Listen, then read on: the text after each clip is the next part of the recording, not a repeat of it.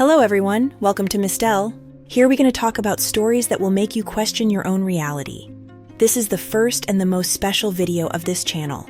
For today, this story was sent to me from very far. When I finished reading, I was shocked and just couldn't believe it.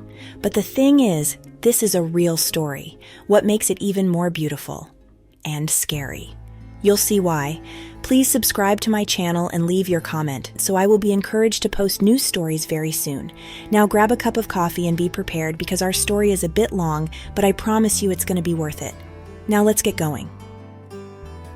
I'm an 82 years old woman named Alice. I live alone with my two cats, Enormous and Mr. Belly, who is also enormous. I'm a lucid old lady with not a single white hair, a retired doctor, passionate artisan, healthy, independent, and tech-savvy.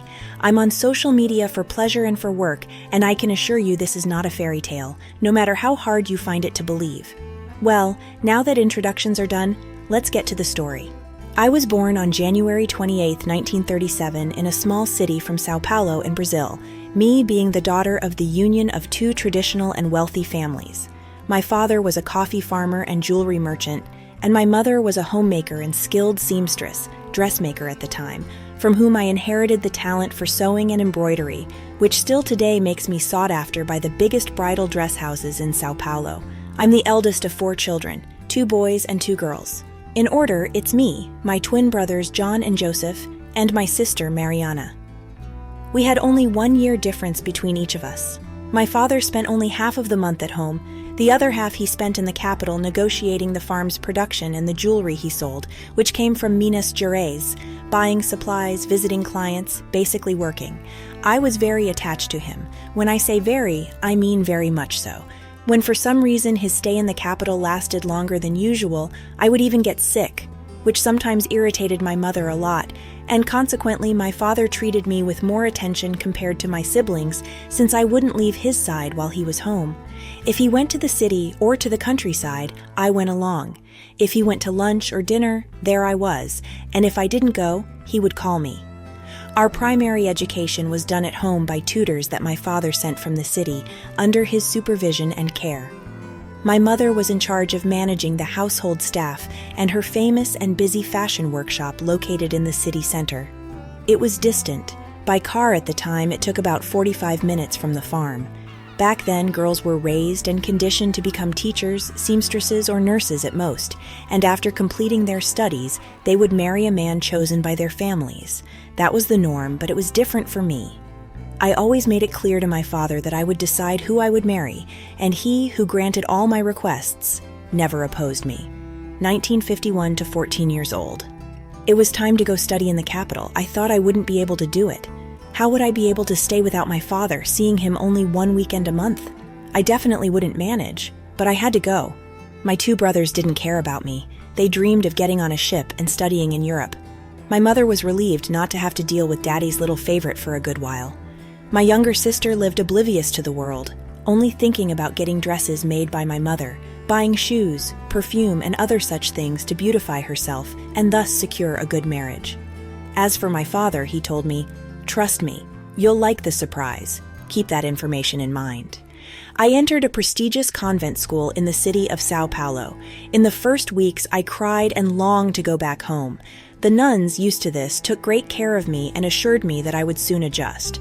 It was agreed that I would go home to the farm a weekend every month, but during the 15 days that my father spent in the capital on the weekends, I would stay with him.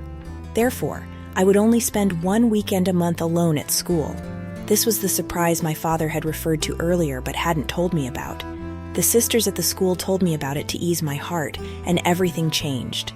I studied like crazy for the weekend to arrive quickly so I could be with my father. He had a small house in the capital that we never knew about, with a housekeeper, I don't like that term, who was elderly, kind, and helpful. I loved staying there, even if sometimes I was alone with her, because my father had to attend to his business, but I didn't mind. It was wonderful. My father asked me to keep this house a secret, and of course I kept it forever. Now I had a secret with my father, which was the best. Once a month I went to our farm, but no one cared about my studies or wanting to know any news from me. Nothing. It was as if I hadn't left home. Gradually, I got used to it and even hoped not to have to go back to the farm, as being at the house in the capital was much better. We went to parks, cafes, shops, train rides, and many other things. Near the end of the year, my father came to talk to me about what I wanted to do for my upcoming 15th birthday. I had no friends in my homeland and I couldn't invite my schoolmates, but my father insisted on having the party. I could never deny him anything. So we decided to invite his friends and relatives from the city, even though I hardly knew anyone. I only made one request, not to invite too many people. He would take the opportunity to inform society that my brothers, the twins, were leaving to study abroad, remember? Just a year's difference between the siblings, me completing the first year and them starting high school. By now, you must be wondering, where's the supernatural in all this? If I don't tell you everything, what happened to me later won't make sense. Be patient. January 1952. I made my debut. I chose everything in the capital. Confectioners, dressmakers. My mother didn't have time to make my dress. My father gave me the most beautiful jewelry in the world, which I still have to this day. Everything was perfect, or almost. The party. One of the families invited by my father came in full. Father, mother, and 5 children, 3 girls and 2 boys. And that's when things started happening. He came, but who was he? You must be wondering. Edward, the oldest of the 2 boys from that family. Imagine a handsome young man. He was 24 years old, already a qualified doctor, and believe it or not, he lived in the capital to continue his studies with a residency. Goodness!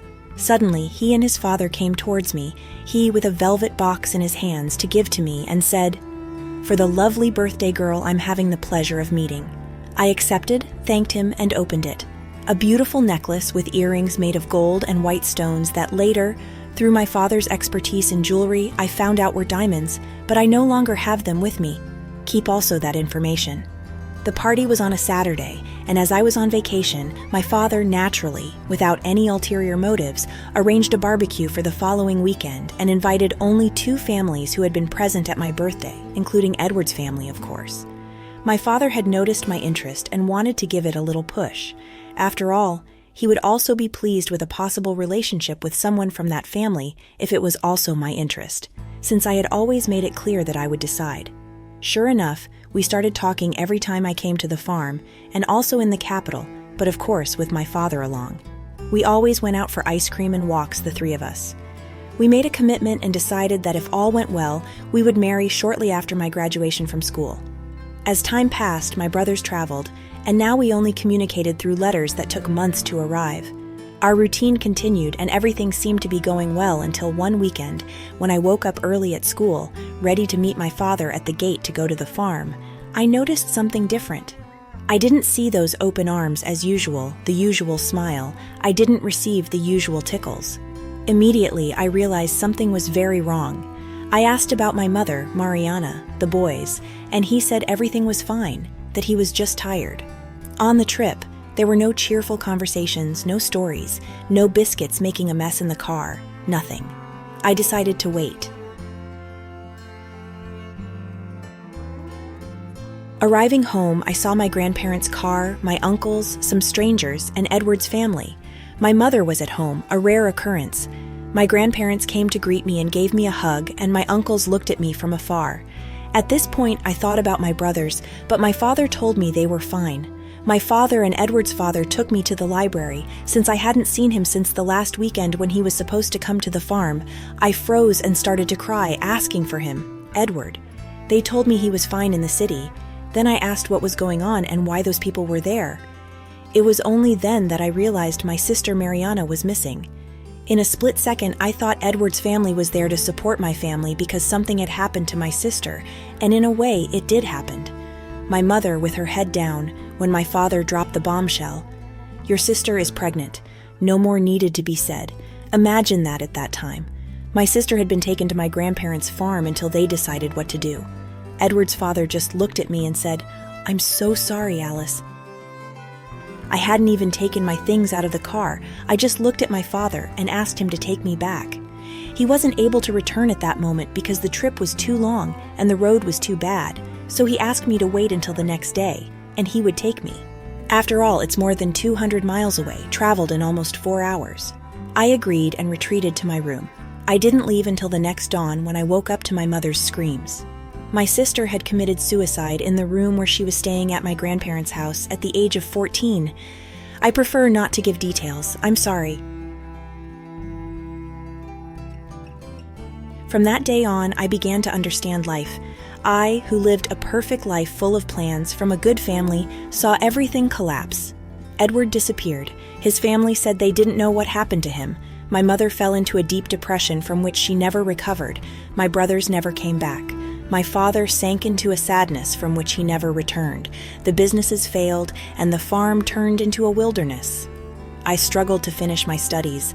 I didn't attend the graduation. I returned home, or what was left of it. My grandparents had died, and I had to find a way not to lose the farm. 6 years had passed since the incident. My mother had rested, and then also my father. I was alone in the world at the age of just over 20. The year was 1962, and I was 25 years old.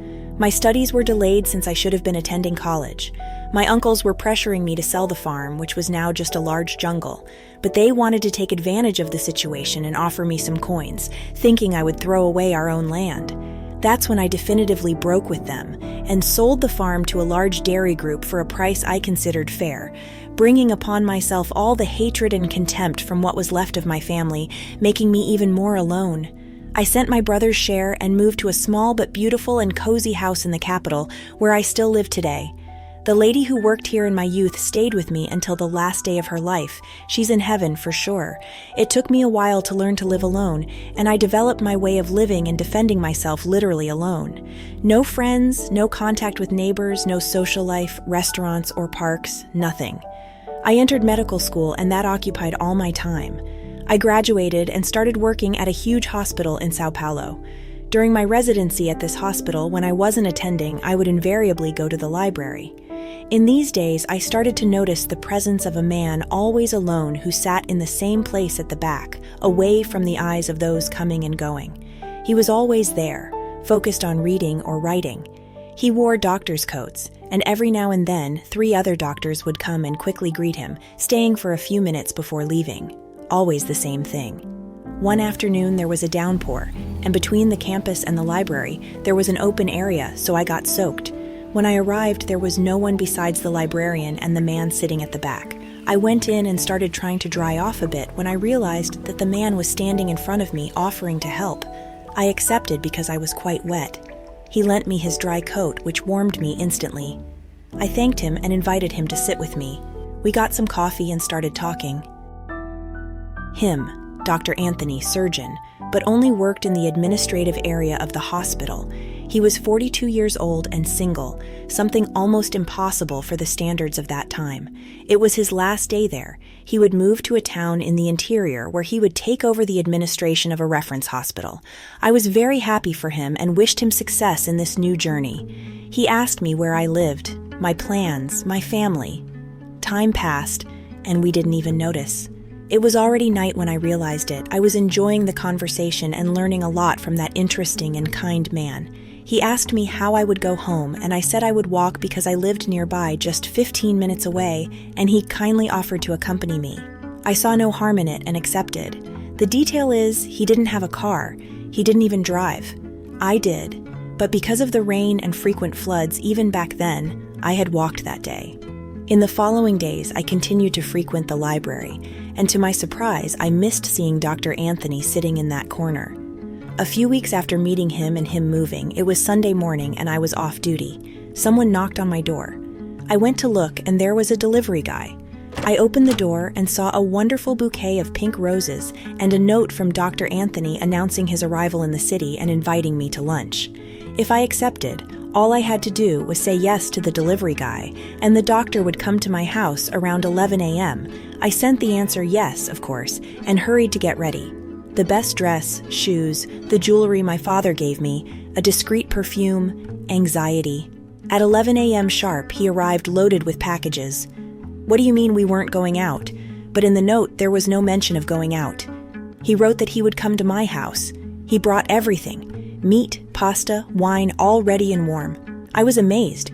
We set the table, had lunch, drank wine. I still remember the taste of the wine, and he helped me with the organization after lunch. A gentleman. I, who hated going out for anything, loved the surprise. With great kindness, he took out a silk bag from his pocket and presented me with an incredibly beautiful brooch with a purple stone and a pendant that was written, Diana. Of course, I asked who she was, and he said she was his mother. I found it very quick. After all, we were just friends and were meeting for the first time, but he just said, "We'll see each other a lot more." Now, just Anthony, not Dr. Anthony. His visits became frequent, and we started dating, and he ended up proposing to me. By this point, of course, I accepted, but he worked far away and didn't drive a car. No matter how much I insisted, he was inflexible. So that's how it would be. 2 hours to go and 2 hours to return every day. Since I had no friends and he only had the 3 friends from the hospital where I worked, we had no family to invite. So we decided to get married at home, and so we did. 2 people from the registry office came. It was beautiful and moving. I was beautiful and he was sincerely a catch. High praise at the time. He bought the rings himself and I loved them. For our honeymoon, we traveled to the interior and I drove. I noticed my husband's panic about being in a car. Not just fear, real panic, and the roads used to be much quieter back then. I figured he must have had some trauma. Anthony was much worse than me when it came to leaving the house. At that time, there was no delivery. If you wanted a pizza, you either ate in or went to get it, and it was always the second option. We went to get it. He didn't go to the supermarket with me. He didn't go to the pharmacy. He didn't go shopping for clothes. Nothing. He only left the house at 5 a.m. to work, and by 6 p.m., he was back, invariably. I also opted for a reclusive life, and it was precisely this that made him approach and be interested in me, but he was way too much. Regarding his family, he had only an older brother who had passed away, elderly parents who had also passed away, and uncles, cousins scattered around the world. 1 year of blissful marriage, a supportive, full partner, friend, husband. I woke up feeling very unwell, very much so, and me and him doctors, immediately I knew. Pregnant. I was pregnant. Very well, it wasn't the celebration I expected, actually. I didn't find it all that wonderful, and I'm not quite sure why. It was supposed to be my dream being fulfilled. We should hug, kiss, cry, all those things, but it just didn't happen like that. We did the test, which back then took days to get the results, and when they came out, it just confirmed what we already knew. We took care of my health and the baby's health. We prepared the nursery with everything important, and I told Anthony that I needed to go downtown to get some baby things. I called him to come with me, and this time I wouldn't take no for an answer. In the early 1960s, we didn't have the same resources as today. Usually you only knew the baby's gender when they were born, so I put together just some pair of clothes in colors mixed in yellow and green, just the essentials. I would buy blue or pink after the birth, depending on the baby's gender. Anyway, my husband agreed to go shopping with me. I couldn't believe it. When I walked into a store, I wanted to see everything and even felt a little excitement. Anthony felt unwell and told me he would wait in the car. I asked if he wanted to go back home and I would come back another time, but he said no. I did my shopping in that store only, since I found everything I needed, and also because I was in a hurry and worried about my husband, but on the way back he already seemed a little better. When we got home, he went to lie down, checked his blood pressure. It was very low. I took care of him and went to leave my purchases in the utility room, as everything needed to be washed and sterilized. The months went by and I was having an incredibly great pregnancy. My belly was growing a lot, and I started having difficulty doing my household chores combined with my work at the hospital, so I talked to Anthony about hiring a maid, a term used back then for our indispensable and so undervalued housekeepers today.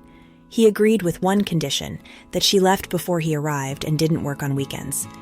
Fine by me. I did some interviews, got some recommendations, and to my delight, I hired Lucy, an experienced lady, a grandmother but still young, recommended to me by a colleague from the hospital. Lucy was raising her granddaughter because, unfortunately, her daughter died in childbirth. I was in the 8th month of pregnancy, ready to go on vacation. Maternity leave didn't exist at the time. But I had Lucy and also lived close to my work, and I was only going to work one shift at the hospital. Everything was arranged. In that October, my last week of work before giving birth, I was at the hospital when we heard about a huge accident on a state highway. We were on standby because in these cases, many accident victims were brought to our hospital because it was the largest and had many specialties. But as it was closer to the hospital where my husband worked, most of the people involved in the accident were taken there, and only a few less serious cases were brought to us that morning. Everything was organized, everyone was attended to before noon. And what happens? My water broke and I went into labor. In less than an hour, my daughter was in my arms. That's right, I had a girl. Beautiful, huge, and scarily looking just like her father. I didn't even have time to call my husband, but strangely he arrived and I was already in the room with her and our 3 friends, and I later found out that one of them had informed Anthony. As soon as my husband entered, they greeted him and left. He took her in his arms, blessed her, and we prayed for her. We gave her a holy name, Maria. Anthony went home, and the next morning I was discharged. I already knew my husband wouldn't be there to pick me up due to the overcrowding at the hospital where he worked. Because of the accident the day before, they needed all the doctors, and as a surgeon, he was indispensable. Of course, I understood. It's the nature of our job. Lucy came to see me, and a hospital staff member drove us home in my car. Our daughter was a sweet and calm baby. She only complained a little when she wanted to breastfeed or needed her cloth diapers changed, and other than that, she never cried, never. Lucy, my guardian angel, had warned me about this, but it was okay for me and Anthony. At the end of my vacation, I went back to work without any problems. Lucy took care of her in the morning, and I breastfed her well before leaving. She only woke up when I got home around noon, which was impressive. At 3 months, we started giving her tea and soup with a spoon, and she accepted it very well because she never took to the bottle at all. She no longer slept all morning, so we adjusted. Lucy was increasingly impressed with how easy it was to take care of my daughter. When she turned 6 months old, it was a Sunday morning, and it was just me, Anthony, and our daughter at home. She was lying in the living room while he read the newspapers, and I started preparing lunch when I heard my husband calling me softly. "Alice, come here slowly." I approached slowly as he asked, and I almost had a heart attack. Our daughter was sitting, that's right, sitting playing with a doll. My eyes couldn't believe what they were seeing. I slowly sat on the couch in front of my husband, and we watched it. He told me she had turned by her side and sat down out of nowhere, and from that day on, she sat normally by herself. I told the pediatrician about it. He said it was certainly an unusual case. He advised us to observe her posture, and he would monitor her development more closely. I told Anthony about it, and he felt more relieved. Weeks later, a massive fire of Hollywood proportions hit a fuel distributor in a town between the capital and the city where Anthony worked. There we go again. Hospitals full, hustle, transfers, intense coming and going of ambulances and families, and all the chaos that ensues at times like these. I knew my husband would be stuck all night in the emergency room of his hospital, and if he needed me, he would send for me. The next morning, one of my husband's 3 friends came to my house, and I already knew I had to go help. But instead of the hustle and bustle I expected, he asked to come in. It was still early, and Lucy hadn't arrived yet. With all the serenity in the world, he told me that due to the huge overcrowding in the hospital and the demand for doctors, my husband volunteered to stay at the first aid station, in the ambulances, still, at the scene of the fire. A specialist doctor in these situations can make a difference. At first, I thought they wanted me to take his place in the emergency room, and I was ready to go, but he continued. A firefighter reported that Anthony heard a scream coming from one of the pavilions, and not being satisfied with the delay in attending to the location, and without authorization, he entered through the fire and used his own body to push a gate that was trapping a young employee who ran out with his clothes on fire that was saved by the firefighters. My husband, well, he honored the Hippocratic oath we take when we become doctors, and with even more loyalty, he gave his life for another life. I only recognized him by the wedding ring he was wearing, a scar on his forehead from a fall when he was a child that he told me about, and the lack of a toenail from a prank as a child that he always told me about. At the funeral, me and my husband's 3 friends who took care of everything for me, and the 2 clerks from the registry office who married us, also gave me the death certificate. I found it strange that no one from his hospital was there. After all, my husband died a hero, but I would look into it later. My daughter had stayed home with Lucy. At the end of the ceremony, one of the 3 friends came up to me, privately handed me a doctor's bag, one of those old brown leather ones that opens at the top in 2 parts, which I still have today, and said, "For a few years of safety, open it at home." And he left. At home, I opened it, and what was inside? Money. A lot of money. I kept that bag well hidden, and later I would talk to him to find out what it was about. The days that followed were a kind of dream. I took a leave to take care of several things that followed such an event. I had to get myself together to take care of my daughter. Well, and this is where the story truly begins. Beyond the strange fact of not having a single coworker from my husband's workplace at his burial, no one from the hospital where he worked came to see me. How could that be? After all, we had procedures to go through. I needed to close his work documents, file for his pension to support my daughter, check everything, because it was a workplace accident anyway. So I left my daughter with Lucy and went there. I arrived and asked to speak with one of the hospital's directors, and because of who I was, also a doctor, I had no trouble being received. One of the directors greeted me and was astonished and surprised by my request. He said he regretted my loss but didn't know who I was talking about. What do you mean? My husband was also one of the directors of that hospital. I saw his badge, which was burnt in the fire. I had his work documents. I even considered being in the wrong hospital. But no, I was in the right hospital. I wanted explanations. I was taken to a psychologist who would assist me because I was a bit disoriented, according to the director.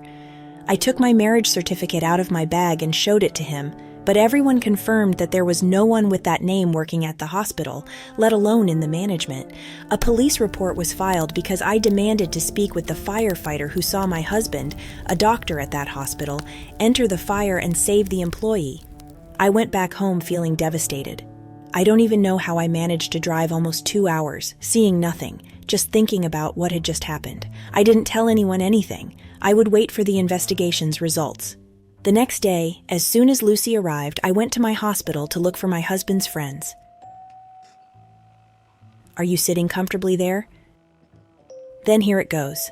Doctors so-and-so 1, so-and-so 2, and so-and-so 3, whose full names I knew, positions at the hospital who frequented my home, were at my wedding and at my husband's burial, indeed worked at the same hospital as me, but over 20 years ago. They were all deceased, according to the employee records I checked at the HR department. What is this? What was happening there? I went to the registry office. I needed to talk to the judge and the clerk who performed my marriage. They attended my husband's burial and gave me the death certificate. I wasn't crazy.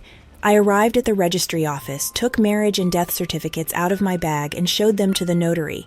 I asked to see the marriage register. It was there.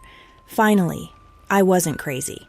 The notary looked at me, asked me to wait, and came from the back of the office with 2 more people. They looked at me and asked me to explain everything properly. I recounted everything that had happened, and they kept glancing at each other. Well, my dear ones, the judge and the clerk who performed my marriage and the other procedures you already know were indeed from that registry office, but they had died over 20 years ago. How is that possible? Who was at my house? Whose signatures were in that register? Who issued the death certificate? Who did I bury? We called the police and another investigation was opened. At this point, I didn't know what day it was, what time it was. I had almost no sense of what was reality and what was a nightmare. It was getting dark. I went back home and there was my angel, Lucy, with my innocent daughter, a happy baby. Lucy saw my condition and offered to stay with me that night to take care of my daughter, just in case. I accepted. When my daughter fell asleep punctually and invariably at 8 p.m., I, who hadn't eaten anything all day, was surprised with the best soup of my life, a gentle cuddle on my hair, a motherly gaze that even my own mother had never given me, and "everything will be fine" said to me. My Lucy, my friend, since the first day I met her. After the magical soup, she brought me some tea. We sat on the porch of my beloved father's house, which was now my place in the world, and I told her everything, calmly, without crying, perhaps hoping for an explanation. And it came. Lucy told me, "You know, dear, I never said anything because I always knew my place, and I also knew that the time for this conversation would come, but see, I never saw your husband because when I arrived, he had already left, and when he arrived, I had already gone. I only saw him through photos from your wedding that you showed me. I never mentioned anything because I was afraid of your reaction, but now I think I can. I have knowledge of some things that perhaps you are unaware of. I don't know your life story, but perhaps your daughter is the reincarnation of someone who harmed you a lot, and who came back to make you very happy and thus redeem themselves. And your husband was just a messenger for this birth to happen. You may not believe it, but time will show you. Trust in God. Be strong. There are many things we don't understand, but we need to accept them so we can move forward. The photos.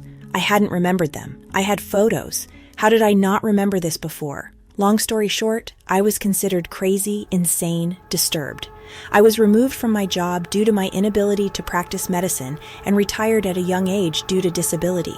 The investigations into who my husband was never led anywhere, and the police's conclusion was that I fell for a scam from a fraudulent opportunist. They proceeded with an exhumation to find out who that person was. They continued to search for who signed the death certificate and my marriage certificate, but there was never a solution. I was advised not to insist on the investigations and to accept that I was a victim of a scam, and that was it. Their words. After all, you're a woman alone with a young child to raise, no family, putting your own sanity at risk. The court might consider placing your daughter with a family better equipped to care of her, and you would be directed to treatment. You must not raise a false alarm about the seriousness of an institution, the registry office, so important, renowned, and well-regarded. It would be a scandal, a company owned by a family with so much influence. You must not spread this story created by your insane mind. We understand your loss, your trauma, but for your own good, go take care of your life and your daughter. I understood the message, but of course I did not accept it. That wonderful man whom I loved so much, who loved me so much, was not a scammer, and our story was not a hoax. I set off alone, secretly, in search of answers. I sold the pair of jewelry that Edward had given me on my 15th birthday because I needed a large sum, and I didn't want to get rid of that reserve I received in the brown suitcase, which I had no one to return it to and didn't know why it was given to me, or my inheritance from the sale of the farm. After all, it was my security to raise my daughter. I hired someone to help me, and by the unusual last name, we found a family that could be related to my husband. I got the address, and believe it or not, it was in a neighboring town. With certificates and photos in hands, I went there. As I was leaving, Lucy called me, reached out, and handed me the silk bag with the brooch and said, "Take it with you." I found the address. A huge, beautiful house, a wonderful garden. I called, and a woman in maid's clothing came and greeted me kindly. I introduced myself and asked to speak to the owner of the house, a beautiful woman, Mrs. Emmy, quite elderly, who invited me in and asked who I was and what the matter was. I handed her one of my wedding photos. She looked at me and turned pale. The maid supported her. We sat down and water was served. There was a long period of silence, and after that she told me that the man in the photo looked very much like her father. He had died over 60 years ago in an accident on a road between Sao Paulo and the neighboring town, where he had a perforation in his forehead. My husband, traumatized by cars, had a scar on his forehead, which I used as one of the items for his identification after his death. She took out an old and very yellowed photo album, and there was her father, my husband. They weren't just similar, they were the same person. I told her everything, and she thought it was a scam, a hoax, when I opened my purse and showed her the brooch. She cried, and in several photos, we saw her grandmother, Mrs. Diana, my husband's mother, with the brooch. I cried, we hugged, and days later, Lucy, her granddaughter, my daughter, and I went to have lunch with Mrs. Emmy, at her invitation. She was surprised to see my daughter. She was exactly like her father, and that made Mrs. Emmy fall in love with her sister in a way. Issues solved, he explained. I carried on with my life. I started sewing and embroidering to take care of my daughter, and I must say she grew up strong, intelligent, beautiful, calm, friendly, joyful, obedient, and everything good a mother could wish for. I never had to call her attention for anything. She was a prodigy at school. Lucy adored her. Her granddaughter, just a little older than my daughter, now spent afternoons with us after school, keeping my daughter company and under our care as well. One afternoon, I don't remember the month exactly, but I know it was winter. My daughter fell ill. I went to check on her and she had a fever, nothing serious. But I was alarmed since she had never even had a cold in her life. The fever escalated quickly, and I took her to the hospital where she needed IV fluids and medication. It was the first time this had happened, and she was already 10 years old. Tests, doctors, investigations, and nothing was found. However, the fever would not disappear. It was 2 days of anguish and incessant fever. Then I lowered my head, closed my eyes, and prayed to God. I asked him to watch over us and show us what we needed to do. My daughter, burning with fever, opened her eyes almost in a trance and said to me with a voice and expression that were not hers, "I love you. My greatest wish was to be like you. Beautiful, the favorite. I never meant to hurt you. I just wanted to be in your place just once, to know what it was like to be you. That's why I did what I did, and out of immaturity, I didn't consider the consequences. I just wanted to be you for a single day, to have something that was yours for a single moment. I need you to forgive me so I can rest. Your daughter will only bring happiness and pride. That's my mission, but I need you to forgive me." I remembered Lucy's words. It all made sense now, and my daughter fell asleep. Then the fever started to decrease slowly. The next day, my daughter was completely fine and was discharged from the hospital. My daughter grew up strong and successful in everything she set out to do. Lucy peacefully passed away for a well-deserved rest. I took in her granddaughter, who became my daughter as well, legally adopted by me. She graduated alongside my daughter in the same profession, and they are godmothers and best friends to this day. Here I am, summarizing, believe me, it's summarized, this part of my life for you. My daughters live nearby, in the same neighborhood. They are always here. I have sons-in-law, grandchildren, cats, and I'm happy. Now I just wait for the time to reunite with mine. In the meantime, I continue to embroider and let my art enchant such important moments. Wow, are you impressed just as me? I read it a few days ago and I'm still in shock. How could this happen? That was 82 years of history. This story was impressive, and I hope Alice is living well to this day. If you have an interesting story, please write down in the comments, because in the future I may read them. What do you think? Don't forget to subscribe to see my new content and support me. I'll put in the description the original publisher of this story. Thank you so much for watching, and I hope to see you very soon. See ya.